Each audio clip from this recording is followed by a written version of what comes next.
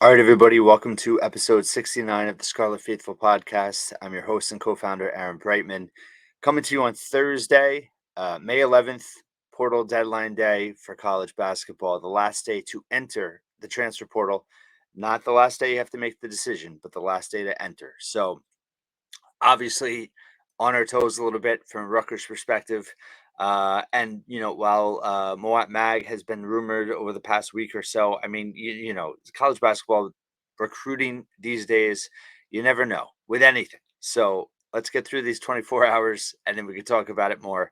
But this episode, I want to talk specifically about the best transfers in the Greg Schiano 2.0 era. We did Steve Peichel era on Wednesday. Now we'll do Greg Schiano 2.0 on Thursday. We'll do top 10, obviously less time at Rutgers. However, football, of course, much larger rosters, a lot more transfers that have come in. I will say to start that I think one thing that Greg Schiano has done really, really well at Rutgers is identifying transfers that can make an impact, that fit the culture. It's hard finding guys to come to a program that's rebuilding, that are looking for a second opportunity. Some of that is dictated by maybe not performing as well at their original destinations. They've gotten transfers from some big time schools, but then also getting players from the MAC, which we've seen lately, with Eric Rogers coming in. Um, and I'm forgetting someone else, but they're getting some MAC transfers now, G5, but getting Power 5 transfers, you're getting them from bigger programs where they didn't make the impact they wanted to, but then you're getting players that are stepping up. They've gotten a couple from Temple, which we'll talk about. So to get them to come to a rebuilding program, yes, it's the Big Ten, but it's a testament to the coaching staff. And then also to see those transfers then develop, it's like a domino effect. It then breeds confidence in other transfers down the road that then come to Rutgers and be successful, find opportunity, and develop. So all good stuff. I did want to make a note, and I don't think I specifically mentioned this in the basketball podcast. I wrote it in the notes, but I'm not considering transfers that were in the program prior to Peichel and Schiano's arrival. So with basketball, for example, I did not include Nigel Johnson and Deshaun Freeman because they were there before Peichel. Likewise, for football, I'm not including Johnny Langan or Trey Avery, who had very impactful and have had very impactful runs at Rutgers. Langan, I feel like, is greatly underappreciated. I'm really excited to see what he can do as a full-time tight end under offensive coordinator Kirk Shiraka this season. But he's done a lot for the program in so many ways. And Trey Avery, has gone on to a very successful NFL career and he was hurt at times at Rutgers, but he was very good too. But not going to count them in the top 10. A few that did not make the cut: Giovanni Haskins, a tight end who came from West Virginia. He helped, but I thought he was honestly going to be more impactful than he was. Matt Alimo, Curtis Dunlap, who could eventually jump into this list. He's back. Willie Tyler, Mike Schiaffone also could potentially jump in this list down the road. Brendan White was one that, supremely talented from Ohio State, was very good when he played, but he only played 5 games in that 2020 season. He was hurt a lot of it. So I didn't count him. Right? I considered him. He didn't make the cut. So let's get to the top 10, starting with number 10, Ireland Brown. Ireland Brown is a really interesting case. Transferring from Boston College, was a defensive lineman, played defensive line with his first year at Rutgers, 2020, and then they converted him to the offensive line, which is a state of or a explains how dire the offensive line situation has been since Schiano has come back to Rutgers. But he's done an admirable job, and he was a full-time starter in 2022 at center. So he's not only did he convert to offensive line, but then he converted positions along the offensive line. So his versatility, his team-first attitude, his talent level to be able to do that, I think, is admirable and valued and he is back this year, so he could move up this list eventually, even more so. But definitely should be included, and he's my number 10. Number 9, Sean Ryan. So these next three players all had really good seasons last year, I thought, but only played 1 year at Rutgers. So I did consider that a factor in basketball too. I talked about that with Jacob Young versus Akwazi Yeboah, and I think that that comes into play here too. So, but number 9, Sean Ryan led the team in receiving yards last year. Kind of their only big play threat, so to speak. Not that they had that many big pass plays, but really liked him coming from West Virginia. I wish he was in the program longer, but he was really their best option in the passing game last year. He was the type of guy that bridged the gap with Bo Melton gone, and really liked what he did. So he's number 9. Number 8, Christian Braswell. Again, another guy, 1 year. Uh, Ended up being drafted in the 6th round by the Jacksonville Jaguars. So that's great to see. Came from Temple, was hurt his first year at Rutgers last year, made a huge impact. Wasn't even a full time starter, but the way the defense plays with five in the back, in the secondary, he had a huge impact. He had 3 interceptions. That game against Indiana was, I'd say, his best. He had multiple pass breakups, and then he had that game clinching interception return for a touchdown. But he made some big plays last season, and I don't think it was really that expected going into last season after being hurt the year before, having success at Temple, but still kind of not having proven he could step up. And obviously, he showed a lot, and he was drafted, so that was great to see. And then we're going to go to number 6. No, excuse me, number 7. JD Dorenzo, offensive lineman, played both guard and tackle last season. All Big Ten selection, coming from Sacred Heart, was an All-American there, and he was, I think, the best offensive lineman Rutgers had last year. Uh, Again, another guy you wish he had more than 1 year, but made a huge impact. He was actually voted the team offensive MVP at the end of the year banquet. Great character guy. Again, all of these guys came in and fit the culture. That includes Ryan, Braswell, Dorenzo, and obviously Ireland Brown. But just in terms of 1 year guys, I think that Braswell was there 2 years, but played one. But to get guys to come in that, even as grad transfers that are a lot of, it's common for players like that. They're looking for the best situation for them, right? They're not necessarily looking to sacrifice for the team. They're looking to get their numbers. They're looking to have their best statistical years they can. And Rutgers does a really good job of finding guys that blend making an impact, wanting to play big roles, but also fit into the dynamics of the team. So I think the staff's done a great job there.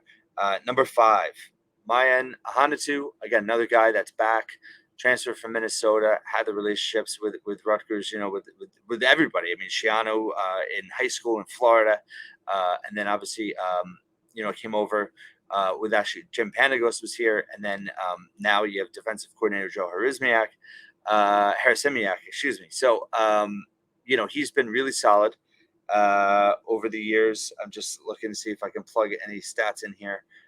Yeah, he's played. I mean, he played 25 games, every game the last 2 years. He started intermittently, but as you know, the defensive line desperately needs depth, and he's played a key part. And I think this could be his best year coming up. So, multiple year guy. Defensive line's been really a strength of Rutgers, and he's a reason why. So, included him at number 5. Moving on, just making sure I didn't miss anybody, and I did. I skipped to number 5 with Maya Hanatu, and number 6 was Efine Myj, right behind Hanatu. And I think part of that was just Hanatu still going and also played longer, but they've both been impactful.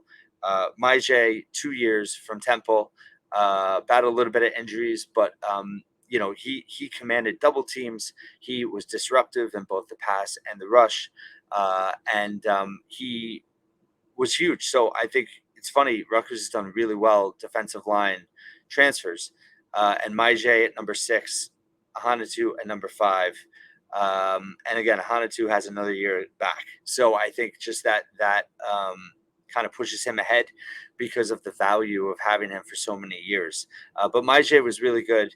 And, defensive line is one of those too. You can't just look at stats. I mean, he did have some solid stats there, but it's not all about that when it comes to defensive line. It's about how disruptive they are, how much they, were able to um, help depth wise, and also just command attention from the offensive line. He signed a contract with the Seahawks. And he had a few tackles for loss last year. He had 5 games, at least 5 tackles last year. So he's very consistent.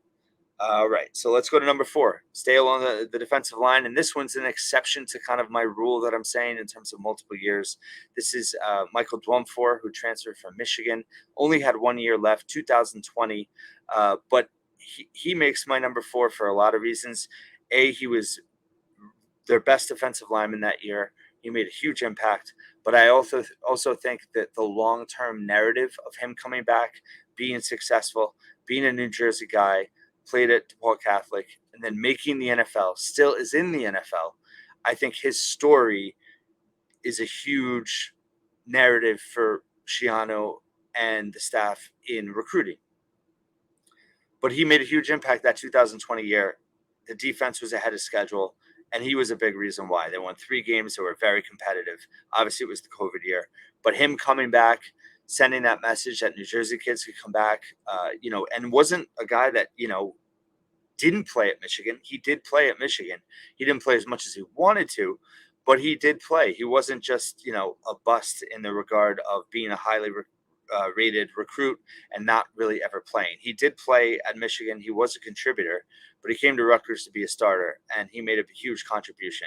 And that's why, even though it was 1 year, it was the first year of Schiano 2.0.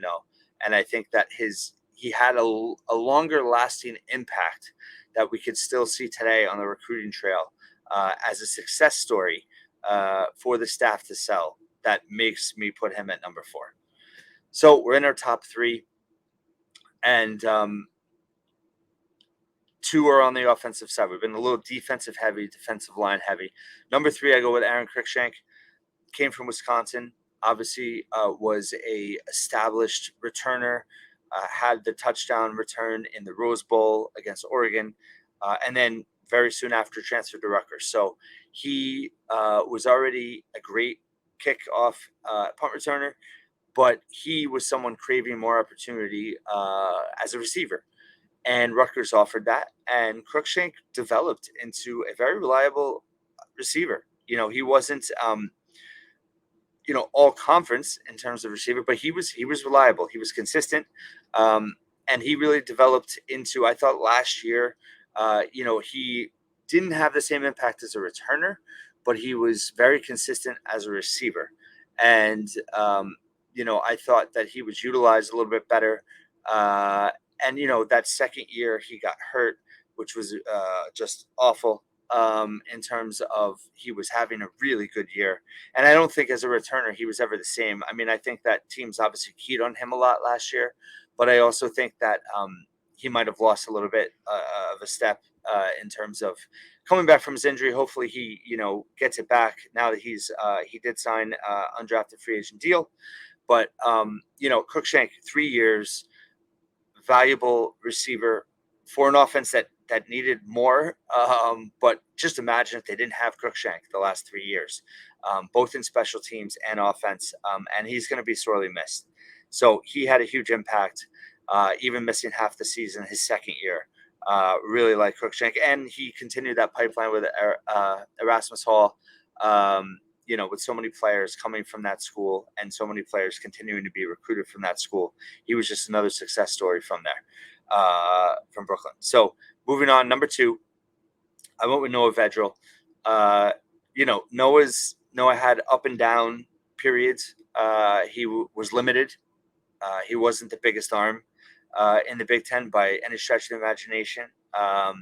He did make some mistakes, but I think he won a decent amount of Big Ten games by doing what he does best. He was a game manager. I thought he was underrated on his feet as a runner. I thought that he was able to read situations when he ran. He knew when to run. It made sense when he ran. And I think that that was really part of his success in that he wasn't the fastest guy. He wasn't, the best rushing quarterback, but he had a high IQ. He had really good awareness, and he could make something out of nothing with his legs. Um, as a passer, he made the right decisions most of the time. He didn't always make the best throws, but as a leader, in terms of stability at that position when he was healthy, especially those first 2 years, playing in every game, except that he did miss the Nebraska game in 2020, which I think they could have won with him. I go back to last year with, Iowa and Nebraska. And Nebraska, he started that game, but he wasn't healthy. He missed the Iowa game. Those are two games that if he was fully healthy, Noah Vedral, I think Rutgers would have beat Nebraska, and I think the Iowa game would have been a lot more competitive. I think that's certainly a what if in the 2022 season that gets overlooked. I think in terms of if Vedral was healthy, and then just look what the impact he made in the Indiana game. I think the staff went with him for that for a reason. Then they made the call to kind of shift towards the future with Gavin Wimsatt, but Vedral's contribution both on and off the field, I thought, in establishing Schiano's culture and establishing Rutgers as, rebuilding. Obviously not back to where we all want the program to be, but I think Vedral is a key figure when we look back on the first few years of Schiano 2.0, handled himself with class, was well respected in the locker room in the huddle. I had him on actually my podcast when before Scarlet Faithful, and he was, he's very intelligent. He's got a great personality, and his work ethic, his what he meant to the program. He meant a ton, and it was a shame that he had a really injury riddled 2022, but I don't think it diminishes his overall value. And I do think that as a transfer, he ranks number 2 in Schiano 2.0. And that leads us to number 1. If you haven't figured it out by now, but I think it's obvious. I don't even think it's really close. Is Aaron Lewis, defensive line, transfer from Michigan. He's become extremely dominant. Last year was a tremendous campaign. I'm looking up the statistic. I saved the image. So Pro Football Focus, uses analytics and grades out every player, and highest graded edges in that are returning to college football this year. And as an edge rusher on the defensive line on the end, he was ranked number 8th in terms of grade. So that's not opinion. That's watching film, technically grading a player. He's the 8th best edge in the country returning. Last year, he at one point was I forget. Oh, it was graded above 80 against the run and the pass. He was one of only 2 players to be above an 80 grade in the country. So he really made the leap last year. He's another great example of a guy coming home, also from Michigan, and being able to make a huge impact. And he's back this year. He actually has 2 years of eligibility left. I wouldn't be so confident this won't be, that he'll be use all 2 years. If he has a big year, I think he'll probably be a middle round draft projection for 2024. But he's going to be a huge, huge piece of what the Rutgers defense can do this year. And he's a leader, and I'm really excited to see what he can do. So I think he's absolutely number 1 success story transfer, not just transfer, but just as a player development for Rutgers. Aaron Lewis is at the top. So hope you liked this episode.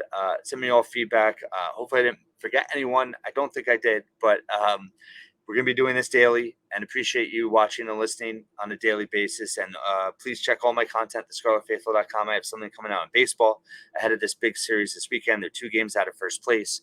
I'll have more on Rutgers basketball roster on Friday. We'll also have a lot of football recruiting news up. So check us out, and I'll talk to you tomorrow.